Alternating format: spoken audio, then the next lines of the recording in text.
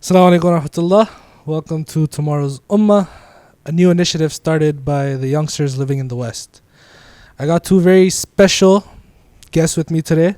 One, Mustafa Raja, right next to me. And I have Shaykh Dr. Abdullah Al-Qadri. Assalamu alaikum, guys. Wa alaikum assalam wa rahmatullah. You guys doing well? Alhamdulillah, thank you for the invite. I'm glad you guys starting this initiative. I think it's very much needed. I want you to add on to that. You travel the world and go to different masajid, go to different events, go to different conferences. How important do you think initiatives like this are for the youngsters in the West? I think it's unbelievably important simply because of the fact that many of our Muslims, they're trying to find an identity in today's world. And what's unfortunately starting to happen is they can't seem to fit in. And they're trying to fit in some of the archetypes or stereotypes that the media or the youth, and I'll include anime, cartoons, there's almost like a predisposed archetypal feature that they have preset in their mind, and they try to mold themselves to be preset into those archetypes when those are ideal archetypes, like that lone hero, the lone wolf, or that social warrior. But in truth, personality is a lot more complex than that. There's various different aspects. Sometimes I might feel I don't want to socialize with anyone. At other times, I might want to socialize with everyone. It depends on the moods that I'm in. So I think initiatives such as this, podcasts such as this, it really helps to give another identity that other youth out there can kind of compare with and assimilate with, inshallah, so that in the future, it's like, hey, wait a second, we do live in the West and we are Muslim, but we can make that work and we can be great Muslims in the West as well. What do you see as the environment in the universities? You study at Western.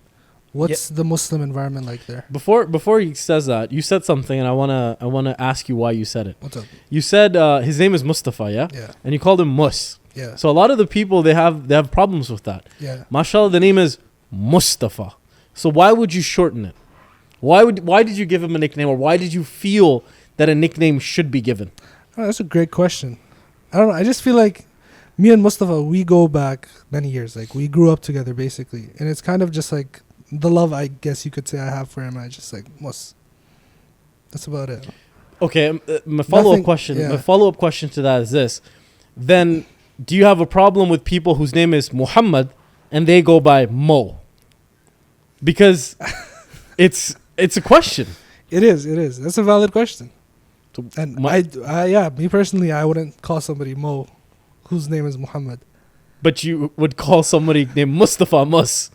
Well, I got it from you. it's just like, I heard you say it first. So man. And that what you call is a logical fallacy right there. If you don't know the answer, blame the next person that you have on the podcast.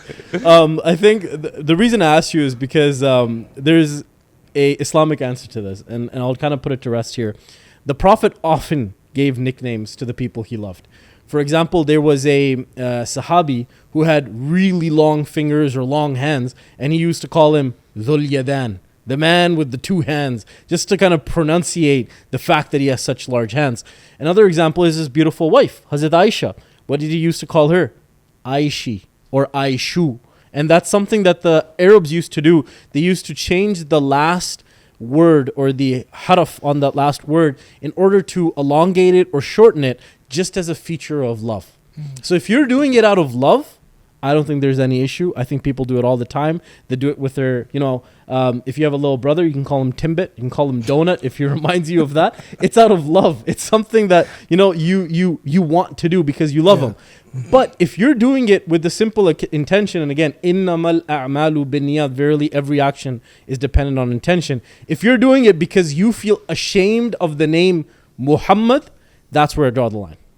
So I just wanted to make that segue because I felt like that was an important segue to make. No, that was a very great point. Did you say the question again? The question was, you study at Western. Yep. What's the Muslim environment like? What's the vibe like? Western University, Ontario, for those people, because there's a lot of universities named Western. I actually really like the community there. I think from all the Muslims that I've talked to across all campuses in Ontario at least, they're very united, and there's a sense of brotherhood, especially with youth at a young age. We draw to each other. We draw for companionship. And it's something I appreciate a lot and something I actually really like about Western specifically. People have grown to be kinder, smarter, and the academic side of the university has caused people to strive together for greater things. But I went to McMaster University, and they've done the same thing.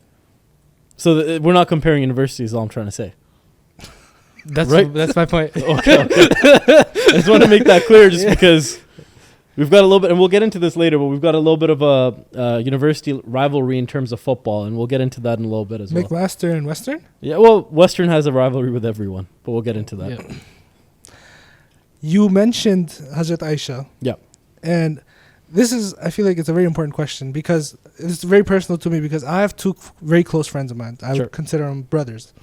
They're very close to reverting back to Islam.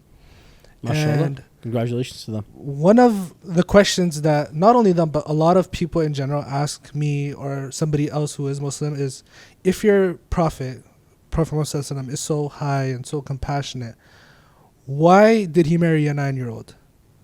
We're really getting to the meat of things here. We can talk about it certainly, but I want to get Mustafa's input into this. I have something that's kind of dwelling in my mind now. I'll kind of share with everyone as well. But Mustafa, what kind of attitude or? From my understanding, I believe that Aisha radiallahu anha was the age of 18 or 17 at the time of their marriage. Is there any kind of basis that you have to make that claim, or? Yes, there's the basis of the fact that her sister Asma says she was the age of 18. It's also very unlikely at that time that people had a good grasp of people's ages at that time, just because right now, even if we ask our grandmother when was their age when certain things happened, they wouldn't know. Yeah, even now we ask our father. Like our father, for example, he says he's born pre-World War II, like pre-partition of Pakistan, India, but his date of birth is 1950s. And he'll often talk to, his sibling, and they're like, yeah, we don't know what we were, but the passport system was its infancy when Pakistan was created. And our parents just put whatever date they got the passport and whatever date it was, and that became that's a very good point. And then it was also 1400 years ago. There was no record-based system. There was no writing to dictate what the age was. And then there's also other hadith that solidify the fact that she's 18. Yeah, no, I 100% agree. Like, I'm of that stance as well, that I don't personally believe that Hazrat Aisha radiallahu ta'ala anha's age was 9 as per the hadith. The marriage was consummated in Sahih Bukhari. She was married at the age of 6 or 7, consummated at 8 or 9 or 9 or 10, whatever the exact hadith is. Forgive me if I've misquoted. However, I have two claims on this. All right. Let's put the claim that she wasn't 9 aside. Again, that's my opinion, but let's put that aside. Okay. What is the problem, number one, with the Prophet marrying someone at 9 years of age when everyone in that society agreed to it? You will never find someone, Abu Jahl already, but anyone who was a non-Muslim at that time. There were Jews that lived in Medina who could have used that as a huge basis to go against the Prophet at that time. No one did. So why are we making such a big deal out of it now? We're supposed to be the Muslims, so shouldn't we stick to the basis of Rasulullah sallallahu alaihi wasallam? That's number one. And here's something even more interesting. I want you to pull out your phone for a little bit, okay? I was just reading this the other day. Put in age of consent. So there's 50 states in the United States, right? One of the states' name is Delaware. Age of consent at Delaware in 1871. Age of consent. So at that age, you could consent to marry.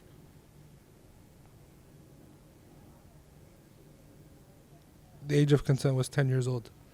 Age of consent was 10 years old up to 1871. What happened at 1871? Does it say?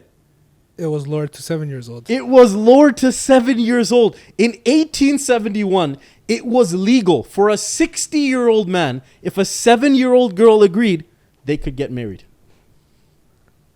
No one talks about that. No one says, oh, we should take them to court. They were criminally irresponsible. Criminally responsible, morally irresponsible. So why do we... On top of that, 32 states, if you continue in reading that, you can Wikipedia this. There's many other articles. 32 states had a legal consenting age of 10 years old. 32 of them. The rest, there were 14. I think the last state that was really into the United States was Alaska, I believe, and their age was 17 or 8. I might be wrong on that one. But the real fact of the matter, the meat of the matter is Delaware, 1871, that's what, 200, less than 200 years ago, 150 years ago, up to 150 years ago, you could marry a 7-year-old girl. In America. In America. In North America. So, I mean, that's something to think about here, that we have to be proud of our heritage. We have to be proud of the fact that we're Muslim. And we have to be proud of the fact that he's our Prophet, sallallahu alaihi wasallam. If he did it, and Prophet never did anything just because. He did it because he was ordained to by Allah subhanahu wa ta'ala, the Almighty. So if he's been asked to do it, we believe it, we love it for him, and we respect it. And of course, Hazrat Aisha, she's one of the greatest sources of ilm that we have. If it wasn't for her, the amount of ahadith that we have today, we just wouldn't have. And maybe that's the wisdom behind some of these very, very famous ahadith about the way that he used to deal with the females, the children, come from Hazrat Aisha. Who did he use to race? Rasulullah, who did he use to race? Hazrat Aisha. He used to race all the time. We wouldn't have had that hadith if it wasn't, because what it used to happen is if they were in a caravan, he used to send the caravan along, and it was just him and his wife, Hazrat Aisha radiyallahu ta'ala anha. And they said, Aisha, let's go. And they used to race. If Hazrat Aisha wasn't there to give that hadith to us, we wouldn't have the hadith. Let's go back to university rivalries. Yeah, sure. So Mustafa, you play football. Yep. Right? What's your take on this football rivalry? I mean, listen, I've known Mustafa a long time. Long, some say too long. But the point here is the pseudo football that he plays, if you can call it. But for those of you who are listening from not in North America, this is tackle football. Some say real football. Again, hot take there. I mean, I want to hear more about what his journey is like while playing this football. I mean, it's beside the fact that he's third string or fourth string. It doesn't even suit up for games. Just for the listeners, these two are brothers. We're not hating on Mustafa. He's his older brother, so just a disclaimer. So just to clarify, Western University right now is currently the best football team in Ontario. Right now, I think I just heard a little bit of the azan in the background. So I think what we'll do is we'll go pray Maghrib quickly, and then we'll quickly come up and we'll come back to this inshallah podcast. We'll see you guys in a little bit.